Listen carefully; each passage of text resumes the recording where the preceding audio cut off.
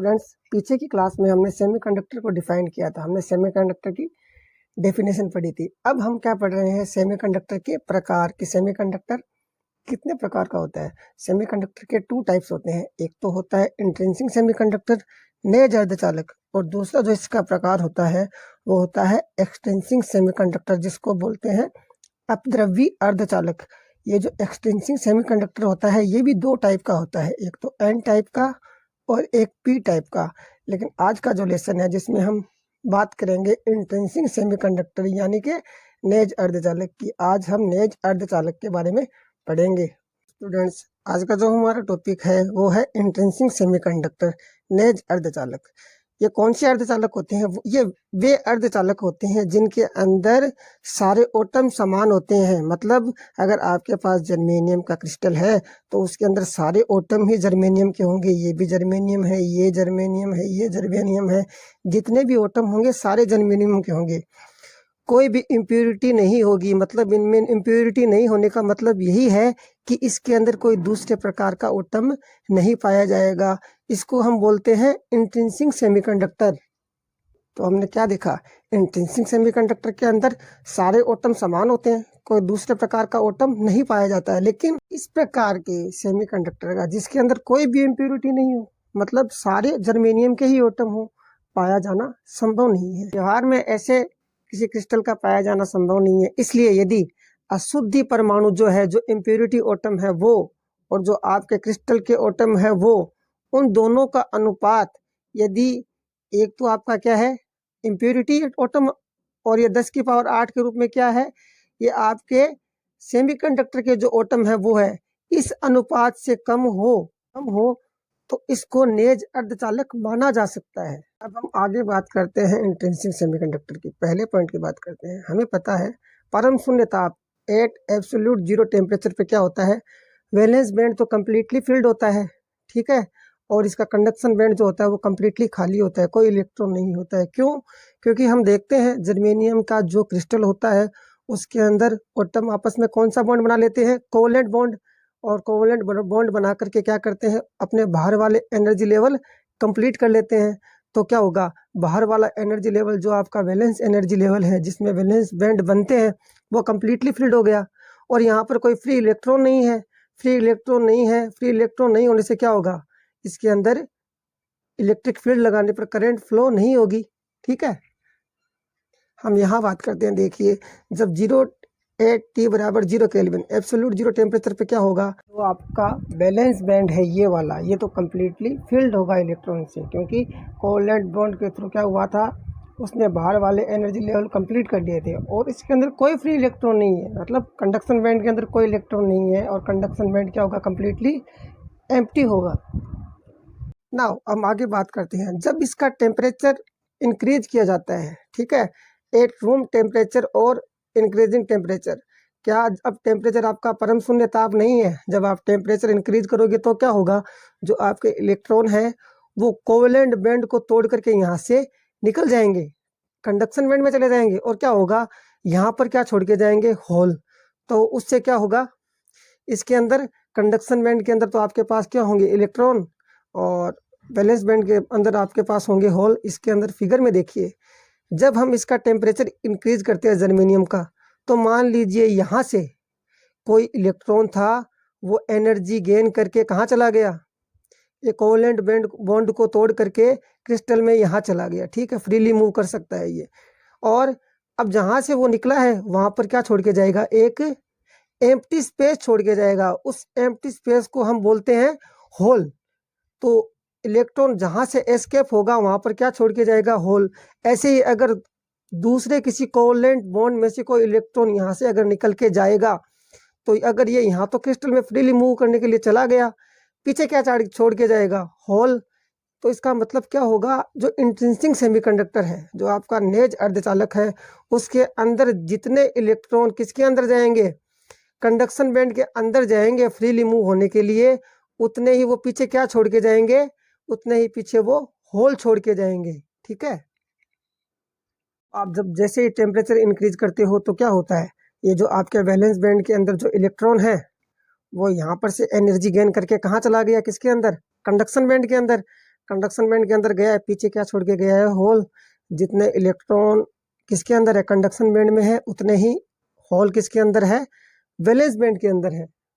अब हम आगे पढ़ेंगे फर्मी डिराक एनर्जी डिस्ट्रीब्यूशन और फर्मी लेवल, यानी कि फर्मी डिराक ऊर्जा वितरण के बारे में।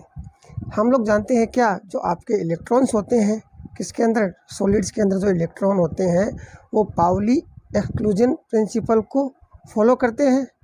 और आपका पाउली एक्सक्लूजन प्रिंसिपल क्या होता है?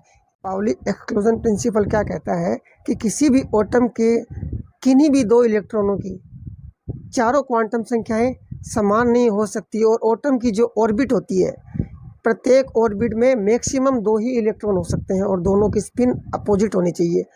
जैसे ये है आपका 1s, इसमें 2 इलेक्ट्रॉन है मैक्सिमम, दोनों की स्पिन क्या है? अपोजिट। 2s में भी 2 है। अब 2p के अंदर चलो आप, ये तो px है ऑर्बिट, इसमें भी मैक्सिमम 2 इलेक्ट्रॉन, दोनों की स्पिन अपोजिट। py में भी 2 पार्टिकल जो पाउली एक्सक्लूजन प्रिंसिपल को फॉलो करते हैं वो फर्मी डिराक डिस्ट्रीब्यूशन जो आपका फंक्शन है उसको ओबे करेंगे, उसका पालन करेंगे। और फर्मी डिराक डिस्ट्रीब्यूशन फंक्शन क्या है? ये आपके पास ये मैथमेटिकल इसकी डेरिवेशन है। ये हमारा है फर्मी डिराक डिस्ट्रीब्यूशन फंक्शन। और ये होता क्या है? ये हमें इलेक्ट्रॉन्स की एनर्जी ई की स्टेट्स के अंदर अपीयर होने की प्रोबेबिलिटी यानी कि प्रायिकता बताता है। कब? जब इस पर टेम्परेचर T टेम्परेचर दिया जाए। ये T टेम्परेचर पर इलेक्ट्रॉन्स की किसी एनर्जी स्टेट्स के अंदर पाए जाने की प्रायिकता बताता है कि वहाँ पाया जाएगा या नहीं। हम बात कर रहे हैं फर्मी लेवल की। फर्मी लेवल क्या होता है? फर्मी लेवल एक एनर्जी लेवल होता है जो आपके कंडक्शन बैंड और वैलेंस बैंड के बीच में कहीं पे होता है, ठीक है। Fermi level is the energy level जो कंडक्शन बैंड और वैलेंस बैंड के बीच में कहीं लाई करता है। अब हम बात करेंगे आगे फर्मी एनर्जी की। अब हम बात कर रहे हैं फर्मी एनर्जी की। फर्मी एनर्जी क्या होती है? फर्मी एनर्जी वह एनर्जी होती है जब 0 केल्विन टेम्परेचर पर कोई इलेक्ट्रॉन जितनी मैक्सिमम एनर्जी लेवल की स्टेट को ऑक्यूपाई कर सकता है, मतलब जिस मैक्सिमम एनर्जी लेवल तक इलेक्ट्रॉन उपस्थित हो सकता है, वहाँ की एनर्जी को उसकी फर्मी एनर्जी कहते हैं। इस बात को हम मैथमेटिकली समझते हैं। क्या? फर्मी एनर्जी के लिए हम क्या देते हैं? टेम्परेचर कितना लिया है? 0 केल्विन। हमने 0 केल्विन टेम्परेचर ले लिया। यदि एनर्जी मतलब यदि जो एनर्जी है वो फर्मी एनर्जी से कम है, फर्मी एनर्जी ये आपका बीच वाला लेवल है, इससे अगर कम है एनर्जी, ठीक है, तो हम क्या देखते हैं? हमने वही फर्मी डिस्ट्रीब्यूशन फंक्शन लगा दिया, फर्मी डिराक वाला। अब ई क्या है? इससे छोटा है फर्मी एनर्जी से, ये इससे छोटा होगा तो ये वैल्यू अपने पास नेगेटिव आएगी। टेम्परेचर हमारे पास है 0 जो किसके भाग में है? 0 का किसी भी संख्या में भाग लगाओगा तो आपके पास इनफाइनाइट आता है। ऊपर आपके पास नेगेटिव वैल्यू है तो ये नेगेटिव वैल्यू और 0 का भाग लगाओगे तो आपके पास e की पावर माइनस इनफाइनाइट। e की पावर माइनस इनफाइनाइट को आप क्या लिख सकते हो? e की पावर माइनस इनफाइनाइट को आप 1/e की पावर इनफाइनाइट लिख सकते हैं ना। ये देखो 1/1 प्लस e की पावर माइनस इनफाइनाइट को 1/e की पावर इनफाइनाइट। और इसकी वैल्यू सिर्फ e की पावर इनफाइनाइट की वैल्यू कितनी होती है? इनफाइनाइट। तो यहाँ से ये वैल्यू तो आपके पास इनफाइनाइट है। अनंत का 1 में भाग लगाओगे तो आपके पास 0 बचेगा। क्या? 1/1 वैल्यू आएगी आपके पास 1। यहाँ पर क्या होता है? जब एनर्जी फर्मी एनर्जी से कम है तो इलेक्ट्रॉन के पाए जाने की प्रोबेबिलिटी रहती है। इसका मतलब below Fermi energy electron are field. Fermi energy से नीचे तो इलेक्ट्रॉन क्या रहेंगे? फील्ड रहेंगे। अब हम बात करते हैं क्या कि जब एनर्जी फर्मी एनर्जी से ज़्यादा, मतलब ये आपका फर्मी एनर्जी होती क्या है? ये फर्मी एनर्जी जो लेवल है वो कंडक्शन बैंड और वैलेंस बैंड के बीच में होता है। अब अगर ये एनर्जी इससे ज़्यादा है, हमने क्या किया? E बड़ी है EF से बड़ी है ये, तो E माइनस EF, तो नीचे से 0 का भाग लगेगा तब तो आपके पास आएगा इनफाइनाइट, और ये वाली वैल्यू पॉजिटिव है तो 1/1 plus E infinite. E infinite को आप क्या लिखते हो? इनफाइनाइट। अब चाहे अनंत में आप 1 जोड़ दो 1 घटा दो वो अनंत ही रहता है, और 1 में अगर अनंत का भाग लगाओगे तो आपके पास आएगा 0। ये हो गया कि यहाँ पर फर्मी एनर्जी से ऊपर टेम्परेचर जब 0 है तो इलेक्ट्रॉन के पाए जाने की संभावना नहीं है। मतलब वहाँ पर क्या होगा, जो आपकी एनर्जी स्टेट होगी वो एम्प्टी रहेगी। तो सो अबव फर्मी एनर्जी, अब फर्मी एनर्जी से ऊपर क्या होता है, एनर्जी लेवल्स आर एम्प्टी, खाली रहते हैं। तो आपके ये जो फर्मी एनर्जी से ज़्यादा होगी तो यहाँ वाली जो एनर्जी स्टेट्स है वो क्या रहेगी, एम्प्टी रहेगी। और पीछे हमने क्या देखा, t बराबर 0 पर जब एनर्जी कम थी तो इससे नीचे क्या करेंगे, यहाँ तक EF तक इलेक्ट्रॉन क्या करेंगे, एनर्जी स्टेट्स को ऑक्यूपाई करेंगे। मतलब ये हो गया टेम्परेचर एब्सोल्यूट 0 पर फर्मी एनर्जी से ऊपर वाले जो एनर्जी लेवल्स है वो एम्प्टी रहेंगे।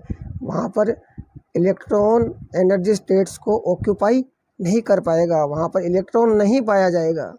अब हम बात कर रहे हैं कि टेम्परेचर 0 नहीं है, एब्सोल्यूट 0 नहीं है। अगर हमने टेम्परेचर इंक्रीज किया है और हमने मान लिया कि जो आपकी एनर्जी है वो फर्मी एनर्जी के बराबर है, हमने फर्मी डिराक डिस्ट्रीब्यूशन फंक्शन में वैल्यू रखी, E अगर EF के बराबर है तो ये तो हो गया 0, एक दूसरे से घटेगा तो ये 0 है, नीचे किसका भाग, ये 0 है। और इसके नीचे आप देखिए हमारे पास टेम्परेचर 0 नहीं है, कुछ ना कुछ टेम्परेचर हमने इंक्रीज कर दिया।